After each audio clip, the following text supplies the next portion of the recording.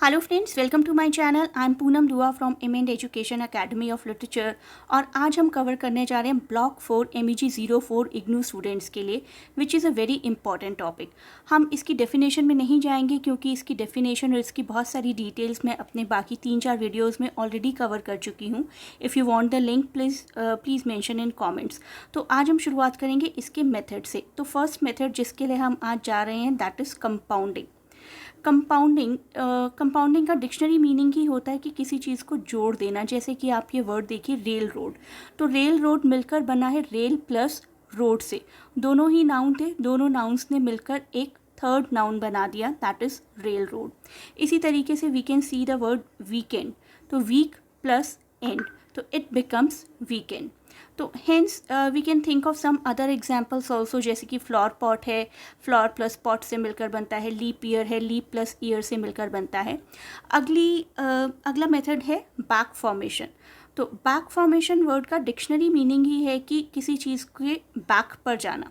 तो back formation के लिए हम देखेंगे कि we have reached to the word diagnose from diagnosis. तो what was diagnose actually? Diagnose का मतलब होता है किसी चीज़ को क्योर करना, और diagnosis is the basic word जिससे डायग्नोस बना है। Next we come to conversion. Conversion का मतलब होता है एक ही वर्ड को दो तरीके से इस्तेमाल करना। जैसे कि आप देखिए यहाँ पर ये वर्ड है व्हाट्सएप। तो WhatsApp is a noun because it is an app. लेकिन अगर हम कहते हैं did you WhatsApp, then we have used it as verb. Same way water. Water को भी हम दो तरीके से इस्तेमाल कर सकते हैं। वाटर एक नाउन तो है ही, आई एम ड्रिंकिंग वाटर। और if we say water the plants, then we use water as verb. तो सेम वर्ड है, कोई भी चेंज नहीं किया उसमें, सिर्फ उसका फंक्शन चेंज हो गया, तो वी कॉल इट कन्वर्जन। अब चलते हैं ब्लेंडिंग की तरफ। ब्लेंडिंग का मतलब भी होता है मिक्सिंग। ये मिक्सिंग लेकिन थोड़े से डिफरेंट तरीके की है। इस मिक्सिंग में हम दो वर्ड्स को मिक्स कर रहे हैं अलग अलग तरीके से। जैसे कि आप एग्जाम्पल देखिए, ब्रेकफास्ट। ब्रेकफास्ट में we are taking BR of breakfast and UNCH of lunch. ठीक है, तो किस तरीके से ब्रंच वर्ड बना है ब्रेकफास्ट से मिलकर, this is what we call blending.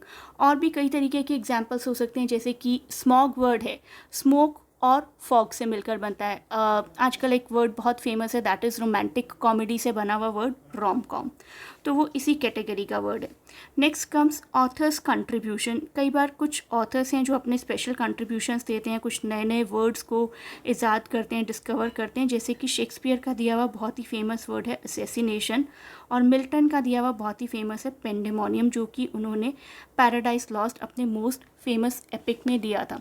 इसी तरीके से मुझे एक और एग्जाम्पल याद आ रहा है, that is boredom. Boredom word दिया था चार्ल्स डिकेंस ने अपनी नॉवल द ब्लीक हाउस में। Okay, next we come to clipping. Clipping का मतलब ये डिक्शनरी मीनिंग है किसी चीज़ को थोड़ा सा छोटा कर देना। जैसे कि हमने नेट बना दिया इंटरनेट से, या फिर बाइक बना दिया बाइसिकल से, या फिर एग्ज़ाम्स, जो कि एक बहुत ही क्रूशल वर्ड है स्टूडेंट्स के लिए, इसको हमने कन्वर्ट किया एग्जामिनेशन से। अब चलते हैं आगे, और आगे देखते हैं एक्रोनिम्स। एक्रोनिम्स का मतलब होता है किसी चीज़ को शॉर्ट कर देना, लेकिन it is very different from clipping. Clipping में हमने थोड़ा सा पार्ट रखा था वर्ड का, जैसे कि इंटरनेट से नेट रखा था, लेकिन हम यहाँ पर सिर्फ इनिशियल रख रहे हैं। जैसे कि BBC हम रख रहे हैं ब्रिटिश ब्रॉडकास्टिंग कॉरपोरेशन से। उसी तरीके से हम टेलीविज़न को शॉर्ट करके रख रहे हैं TV। एंड इग्नू अपने आप में एक एक्रोनिम है Indira Gandhi national open university का। नेक्स्ट चलिए मूव करते हैं जेनरिफिकेशन की तरफ। जेनरिफिकेशन का मतलब होता है कि कोई बहुत बड़ा ब्रांड नेम था और इतना फेमस कि हमने उसी वर्ड को एज अ नाउन यूज़ करना शुरू कर दिया। जैसे कि आप एग्जाम्पल देखिए, ज़ेरोक्स। ज़ेरोक्स अपने आप में कोई वर्ड नहीं है, it is the name of the company that produces photocopy machines, लेकिन हम कहते हैं कि ज़ेरोक्स करवाना है हमें, which is actually grammatically wrong, लेकिन जनरल कन्वेंशन के हिसाब से बिल्कुल ठीक है। तो कई बार ऐसा होता है कि कुछ प्रोडक्ट्स बहुत ही ज़्यादा फेमस हो जाते हैं, जैसे कि टूथपेस्ट में फेमस है कोलगेट, तो कोलगेट को हम एसोसिएट करते हैं कि Colgate means toothpaste. Same goes for noodles, Maggi. तो मैगी कंसीडर किया जाता है, मैगी का मतलब ही नूडल्स होता है, जबकि ऐसा नहीं है। तो मुझे एक और एग्जांपल याद आ रहा है, कोका कोला। कोका कोला को हम लोग जनरली एसोसिएट कर देते हैं कोल्ड ड्रिंक के साथ, तो वी आस्क फ्रॉम शॉपकीपर एक कोका कोला देना, but that is wrong. If we want some particular brand तो we should ask for that one only. Next is specification. Specification का मतलब है कि कोई वर्ड था जो कभी स्पेसिफाइड था, लेकिन अब हमने उसको डिफरेंट मीनिंग दे दिया, ठीक है।